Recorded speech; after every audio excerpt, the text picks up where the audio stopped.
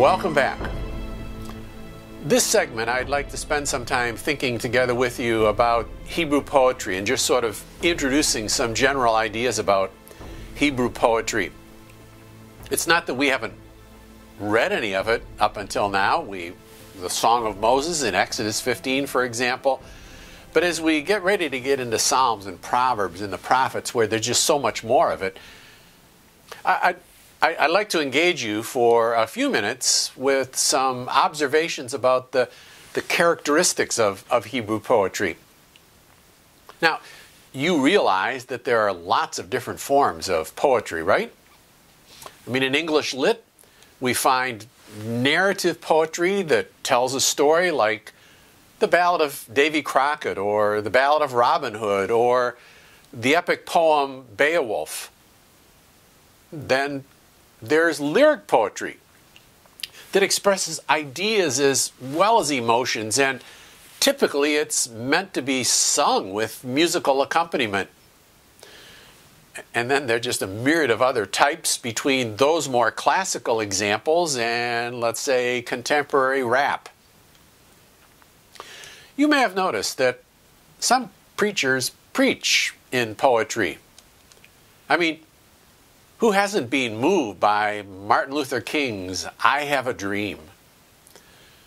For many English speakers and readers, we tend to think of poetry as being characterized by metrics and rhyme. I mean, who doesn't know Mary had a little lamb, its fleece was white as snow, and everywhere that Mary went, how does this have to end? Something's got to rhyme with snow, right? But we're aware of the fact that English poets compose free verse as well, like Carl Sandburg's Fog. The fog comes on little cat feet. It sits looking over the harbor and city on silent haunches and then moves on. Not much in terms of metrics, not much in terms of rhyme. So, the point I want to make with these few examples is that there are many different forms of poetry in our culture, and many of them are very different from each other. Now, some common characteristics would tend to include terseness. Poetry tends to be terse. I mean, even sometimes in the spelling. Have you noticed? Instead of spelling out over, it's or, O apostrophe ER, or instead of never, it's ne'er, N-E apostrophe E-R. So, poetry tends to be terse. Symbolic. Poetry tends to use lots of symbolism. A third characteristic would be aesthetic. Poetry's meant to be beautiful in sort of a literary or oral sense. It sounds, it looks. And that leads us to the fourth characteristic. It's emotive. It's meant to evoke emotions in the reader or in the hearer. Well, the focus of our interest right now is on forms of aesthetic, symbolic, emotive communication used by literary artists in an ancient Oriental culture. And that requires a degree of alertness or sensitivity to what makes Hebrew poetry work for that culture. Hebrew poetry shares in common with much Western poetry a love for expressing an idea in rather short lines, right? You see that in the way the editions of our English Bible lay out poetry. I mean, you're not going to find a 202-word sentence like Paul composes in Ephesians 1 anywhere in the Psalter or Proverbs or Lamentations, or, I mean, that's just not poetry. So, lines of Hebrew poetry are relatively short, terse, and generally they're of similar length. You're not going to have a short one and then a really long one. And much like in English, where the normal rules of grammar seem to be shelved for the sake of aesthetics. We see that in the grammar and syntax that's used in Hebrew poetry.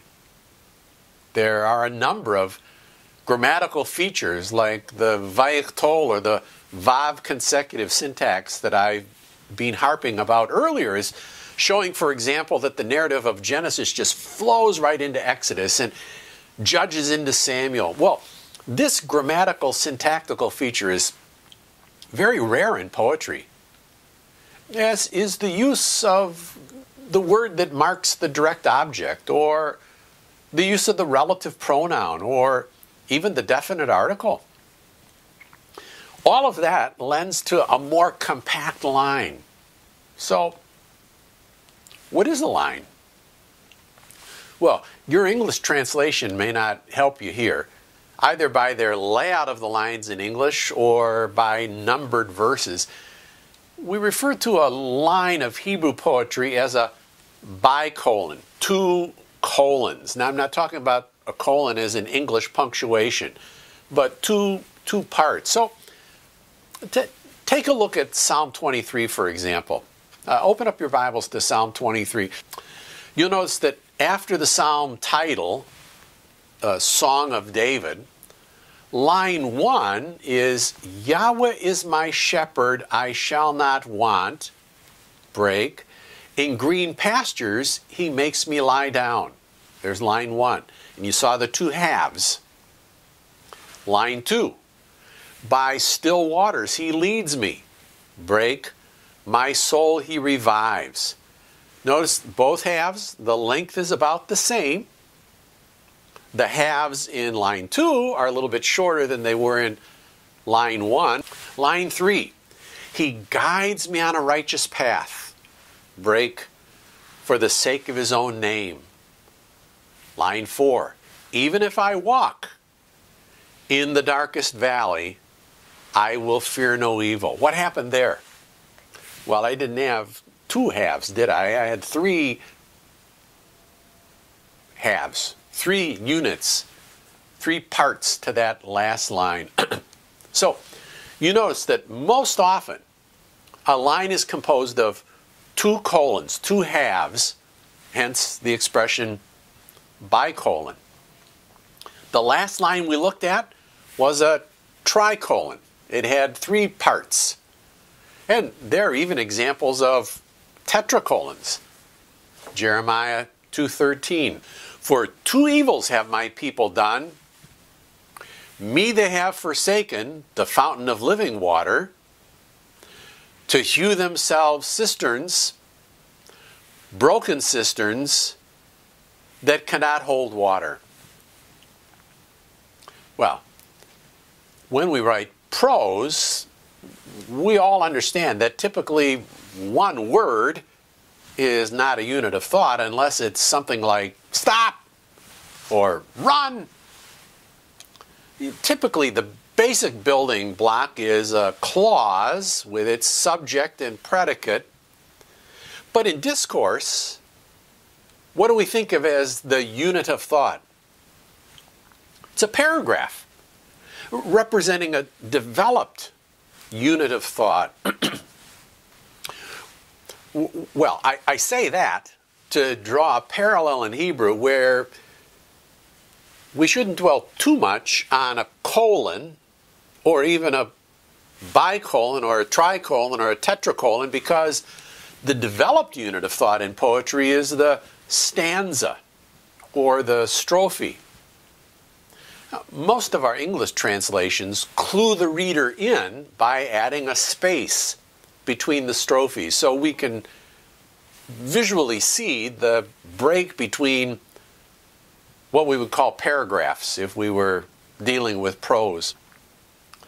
Well, one device the Hebrew poets use that seems unusual to us, actually, as a guy who struggles to get every other line just to rhyme in a poem that I write to my wife or my kids, and struggles to alliterate 3 or 4 points of a sermon, the idea of writing a poem where every line begins with the next letter of the alphabet is mind-numbing.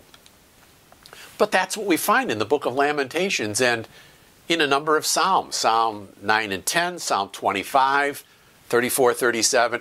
I mean, the biggest one you'll find is Psalm 119. That really takes it up a notch because it's not every line, but every one of the first 8 lines of Psalm 119 begins with the first letter of the alphabet, Aleph. The next 8 lines, every line begins with the second letter of the alphabet, Beit. Then the next 8 lines with Gimel and on through the alphabet. I think, whoa! I don't know how they do that. But those are some devices that let us know Psalm 119 is divided up into these 8-verse strophes or 8-verse stanzas. You can't mistake it because you're working through the alphabet. You'll see that in Lamentations and other examples as well. Well, we'll take a break, and we get back together in a minute. We'll talk about some more features or characteristics of Hebrew poetry. So, see you in a bit.